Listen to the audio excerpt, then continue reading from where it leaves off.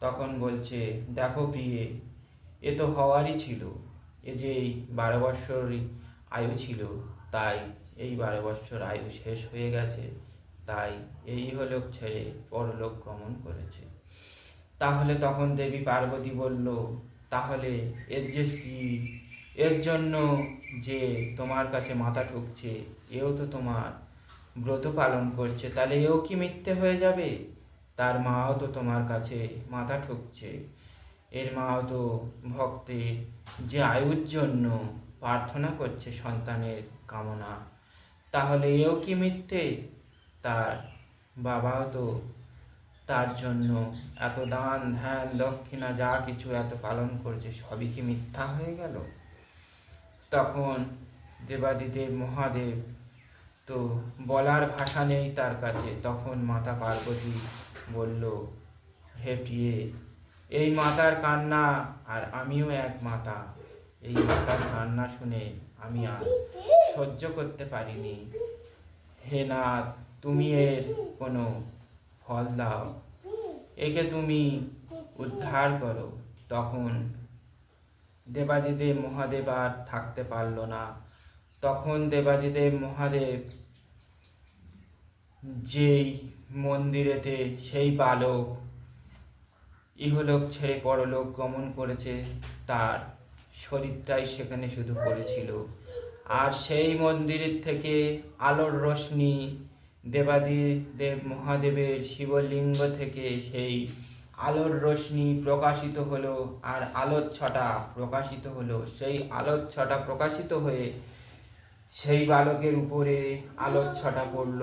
পড়বার পর সেই পুত্র পূর্ণ আবার তখন তার প্রাণ ফিরে পেল। সে প্রাণ ফিরে পেল, আর প্রাণ ফিরে পাওয়ার পর সে তখন অবশ্যই সেই মন্দিরে উঠে বসল। উঠে বসে তখন দেবাদিদেব মহাদেবকে প্রণাম জানালো। প্রণাম জানিয়ে তার মামাকে জিজ্ঞাসা করলো, মামা, তুমি এখানে এইভাবে কেন কাঁদছো?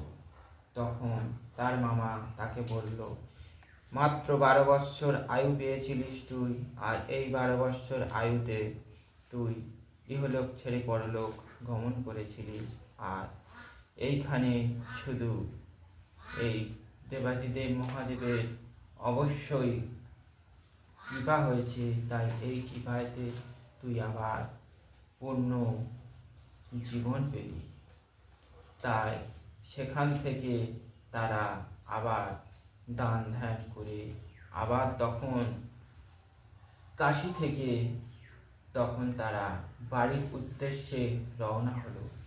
আর এই বাড়ির উদ্দেশ্যে রওনা হওয়ার পথে আস্তে আস্তে সেই মন্দিরে যার সাথে কিনা তার বিবাহ হয়েছিল সেই কন্যা, তখন সেই তার তো মুখ দেখেনি, সে তো চিনতে পারেনি, কিন্তু সেই ভাগনা তো অবশ্যই তার মুখ দেখেছিল।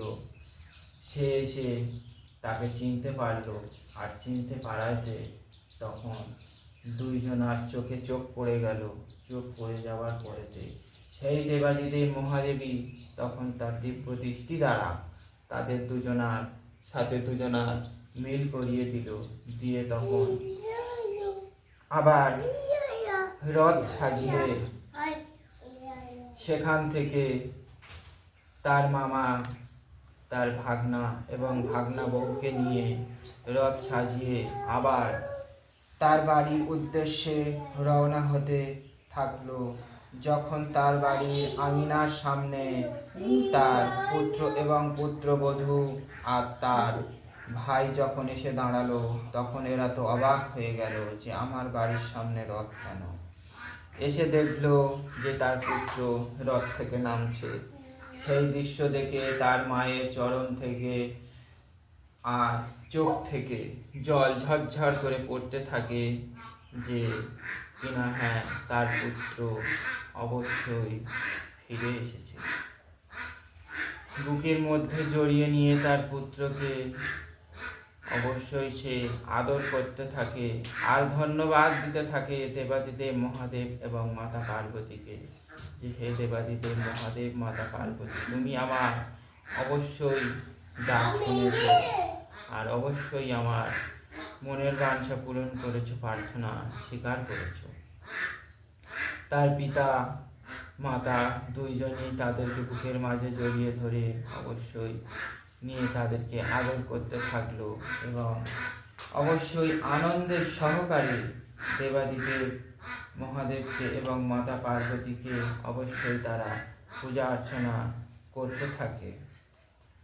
আর এইভাবেই তারা পূজা অর্চনা করতে থাকলো।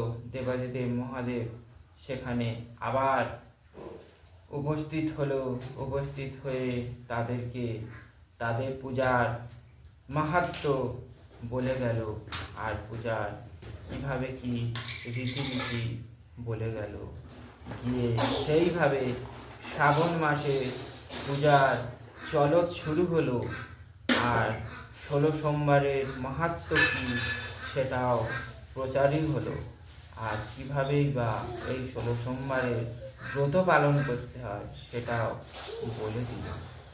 দেবার পরেতে সেই শ্রাবণ মাসের পূজা সেই থেকে আজও সেই শ্রাবণ মাস সেই পূজা অবশ্যই চালু হতে থাকবে।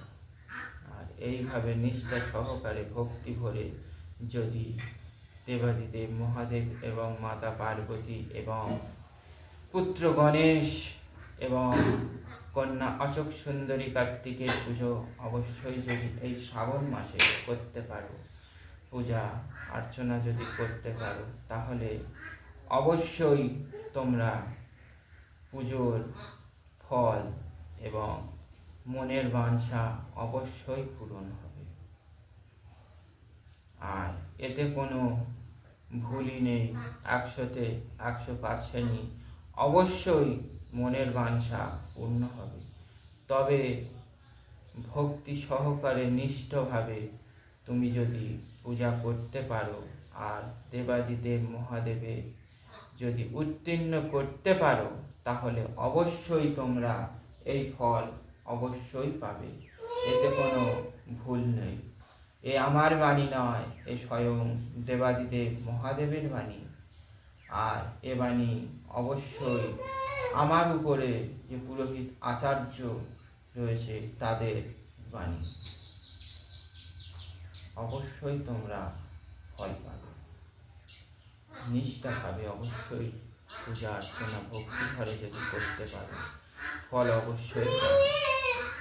তবে এই ব্রত চলাকালীন বাধা বিপত্তি আসবে, তবে এই বাধা বিপত্তি কাটিয়ে উত্তীর্ণ হয়ে তোমাকে পূজা অর্চনা চালিয়ে যেতে হবে।